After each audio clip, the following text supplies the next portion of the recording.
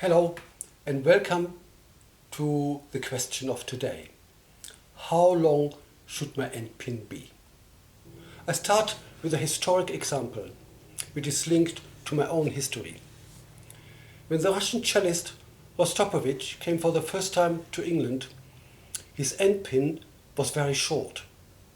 He was a tall man, leaned over the cello and played with an amazing sound and brilliance. And tall means it actually is shorter torso than me, but very long legs. So in order that he doesn't touch his legs, he leaned forward and played like this. And everyone started to use a short endpin and played with a steeper cello, wanting to play like him. After a few years, Rostropovich returned and had the longest endpin one had ever seen. And not only long, in order to have the cello even higher and flatter, a bit like a table, he had a bent endpin, so it wouldn't slip. And now everyone changed again, believing now they can play better and more like Rostropovich. It went so far that in order to be regarded as a good cellist, you couldn't have a short endpin. Then you were just an old-fashioned student behind the times. And I belonged to these wanting to be good ones, and I got a long endpin. And then during my first year of tertiary training, we had a chance to get an expert in Alexander technique, an approach for singers and instrumentalists to learn about a healthy posture, avoiding to develop pains. Because as a musician, you have to spend hours in the same position, using the same muscles. And if the position or the use of muscles is not balanced, wrong tensions occur, damage can develop. And now we come to the differences of our bodies. My upper torso is quite long compared to my short legs.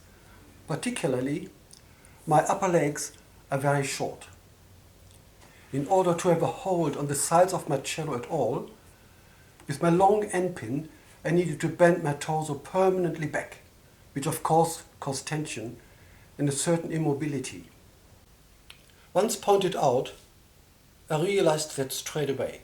I could feel it, but I had never noticed it before, because being young, I hadn't felt any pain. When I changed back to my shorter endpin, suddenly my body felt easier, more flexible, and I was better in rhythm. The constant tension in my back had kept my body stiff, so that rhythm was only intellectual, but I couldn't feel it. Once freed up and relaxed, I was suddenly much better at playing together with others. Well, Rostropovich is tall, has a relatively short torso and long legs. In order to play well with a short spike, he needed to do the opposite like me. He needed to bend over and lean forward. Otherwise he would have touched his legs. Of course we don't know the story behind, but leaning over for hours can hurt. It might have been damaging and caused pain. Anyway, there was surely a lot of effort plus cooperation to solve the problem and develop a totally new endpin, ideal for him and his dimensions. Well, now we come to the basic rules for the length of the endpin. 1. If you wish to look for a guidance from other players, don't imitate your favorite cellists, but imitate cellists which have similar body proportions. 2. We need to be able to have a safe hold on the cello. Each leg touches on one side of the cello. And 3, we should be able to play on A string and C string without that the bow touches our legs and without needing to turn the cello or twist our bodies.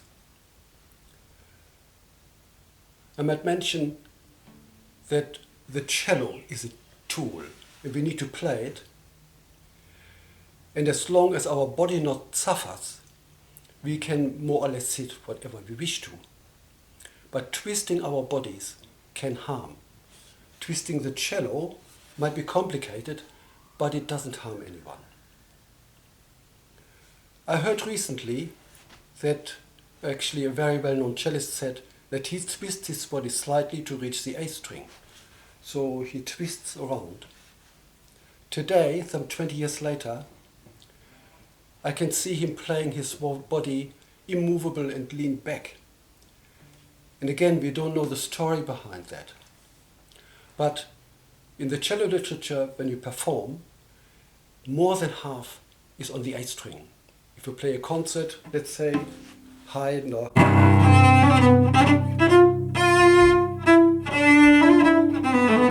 D string. Or if you think of the swan,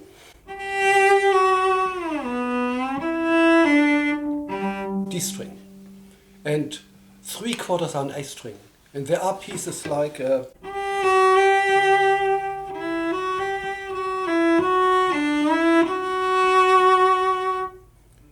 that is Rachmaninoff vocalize. If you go through, you have about, I think, 5-6 notes on the D string, nothing on the lower strings, and all the rest, hundreds of notes, everything is A string.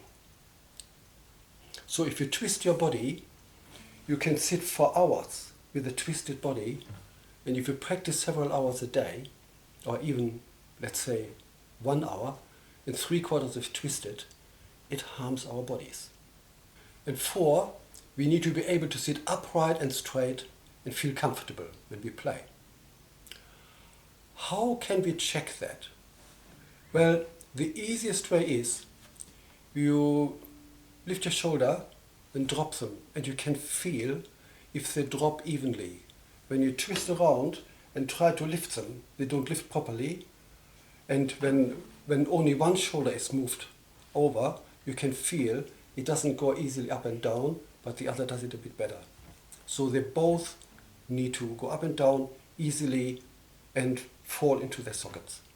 Then 5, we should also look at the corners of the cello, here these sharp little things, that they don't hurt our legs, and otherwise we will not practice enough. Now it is for everyone a bit different, but for me the lower corner sits just above my leg and in both legs. When I sit, because my arms are short, if I would have my cello evenly and straight, I would need to twist, which can hurt. So I twist permanently my cello that on my left side I touch just the side of the cello, like the edge. Whereas on the right hand side, my leg is actually a bit in front of the cello table. So it is not evenly and straight. So when I play on the C string, I don't touch my leg. And on the A string, I can play at the tip without twisting the cello, without twisting my body. The dimensions are so different. Like I had a student, when he tuned here, playing at the same time the bow and twisting the fine tuner. Well, that is about, he had about 20 centimeters, like a full hand length or 2 longer arms than me. Well, that is so unusual. I can't even imagine I can do that. Usually, tall people sit a bit more back on the chair and have longer endpins. Average-sized people and smaller people sit best in the front of the chair and upright, or even slightly leaning forward, like in an active position as if you could get up. If you are a smaller person and sit back on the chair, just to lean back, then your cello might actually touch the chair. It not only gives a strange noise, but it can damage the cello as well. Also, when you want to be active and you lean back and leaning your arms always forward, it can cause tensions in the back. And now a story which just recently happened. I had 12-year-old students who went to the Sydney Youth Orchestra, and there was a cello section instructor. And he came to the next lesson and said, the orchestra instructor said I should have a much longer end pin. And I asked, is the instructor tall? Yes, really tall. And there we are. Déjà vu, I thought. It's still today. Well, why do teachers say that? That students have to play exactly in their way, but they have very different bodies. And it's very simple and takes a long time to learn. The thought is, if one person feels very comfortable, they want to invite the student, if you would do what I do, you would feel as comfortable as I do. And that is with the bow hold. If you hold the bow like me, and you know how comfortable I am, you would feel the same. But it's not like that. Everybody has a different hands, everybody has different bodies.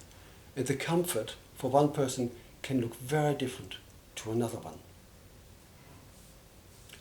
Now, once you have the right length of the endpin, I suggest measure the length of the endpin with your stretched hand. Like, we have to take the cello in and out, and how do we have the same length? What I do is stretch my hand and have this much left. And I have that in my head. That is as much as so when I take it out, take it in, take it out again, before I did a tiny bit longer, that was it. And I come back to exactly the same length. Then, of course, there's a problem with different chairs. Up to recently, I just tried and corrected by feeling that it sits normal. Like you sit too high and you think that's uncomfortable, and you adjust it until you're comfortable. But a little student of mine had a while ago a fantastic idea, and I might show it. Like because he's a kid, he still has a dot where the fourth finger is. I just put here a dot. Now, he said when he goes to another chair, it's all different. Then he just puts the endpin out, and it might be wrong. He doesn't look at it, and he said, where is my fourth finger comfortable? And he plays it and doesn't look at it. And then he looks, oh no, the endpin is too high. My cello needs to be lower by exactly this much. And you can see it. And then he goes this much down. And this is his comfort position. And you can measure it, see it, or when you are a bit more advanced and don't have one of these things, take it off, you play an octave. And when the position is wrong, it's not an octave. And you have a look how much, so it was from this finger to this finger, it was wrong. And then you adjust the cello, adjust the spike to this size. And of course, don't correct when you're out of tune. With this method, don't correct the finger. Leave it wrong and take another finger that you can see visually how wrong the fourth finger was. And now some other tips.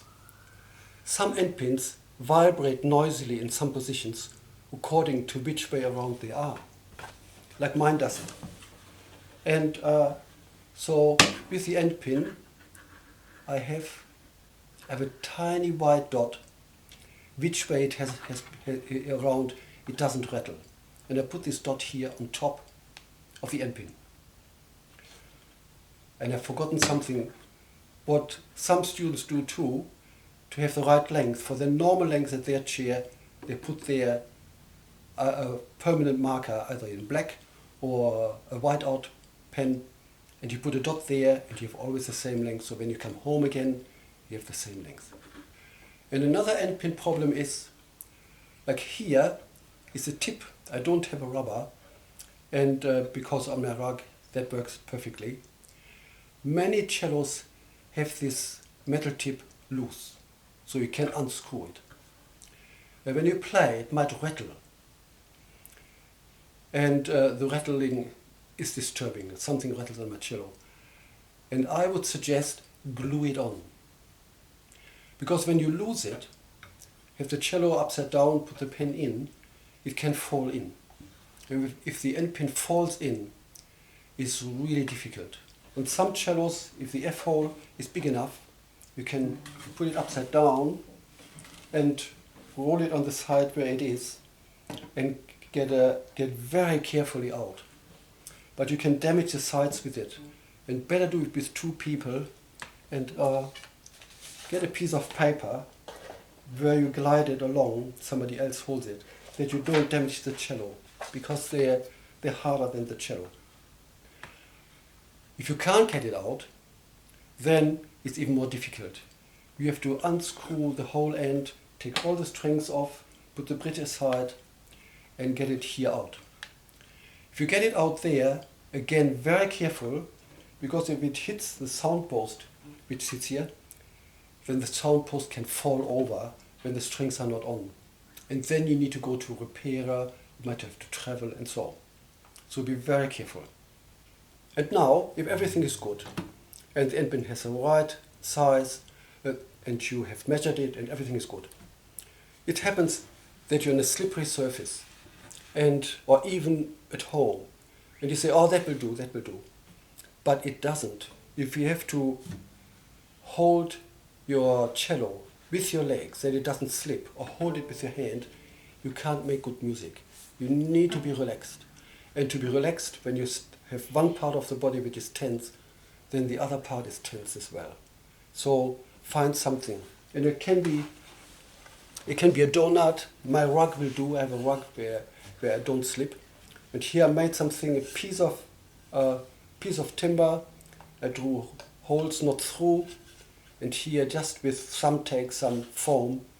And it doesn't slip. And I give it to my students. And so they can put their endpin there and don't slip. But there are many methods.